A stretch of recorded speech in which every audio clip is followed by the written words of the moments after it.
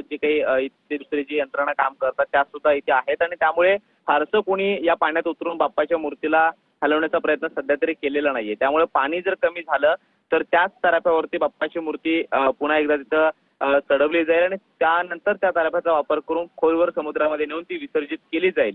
बाप्पाचं लालबागच्या राजाचं विसर्जन हे सहसा दरवर्षीचा इतिहास जर बघितला तर ते सकाळी 10:30 ते 11च्या दरम्यान होतं। मात्र यावेळेला आपण पाहतो की 3च्या आसपास सुद्धा बाप्पाचं विसर्जन झालेलं नाहीये। त्यामुळे यावर्षीचं विसर्जन जे लांबलेलं आहे त्याची वेगवेगळी कारणं सकाळपासून आपण पाहतो आहोत। त्यातलं एक महत्त्वाचं कारण हे भरतीचं बोललं जातं आणि त्यामुळे भरती म्हणजे पाण्याची पातळी जी भरतीची आहे ती जर ओसरली किंवा पाणी जर अजून कमी झालं तर बाप्पाची मूर्ती जी आहे ती तराफ्यावरती चढवली जाईल आणि त्यानंतर खोल समुद्रामध्ये नेऊन विसर्जन केलं जाईल असं सध्या तरी या मंडळातील सगळ्या कार्यकर्त्यांकडून सांगितलं जात आहे। त्यामुळे पाणी पातळी कमी होणं हाच एकमेव पर्याय सध्या तरी इथे स्पष्टपणे दिसतोय।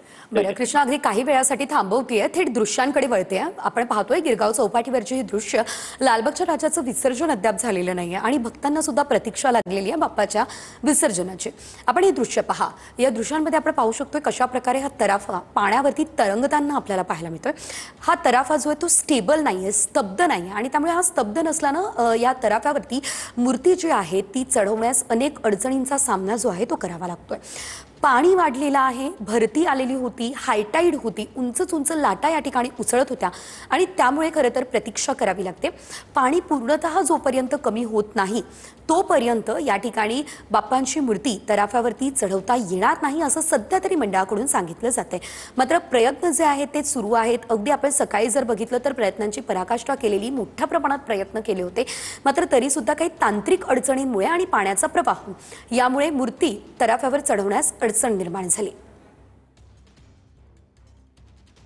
काही अडचणी निर्माण झालेल्या आहेत। समुद्रात भरती आहे आणि असं असल्यानं अद्यापही लालबागच्या राजाचं विसर्जन झालेलं नाहीये। एकंदरीत अनेक प्रयत्नांनंतरही अत्याधुनिक तराफ्यावर मूर्ती चढवण्यास अपयश येते।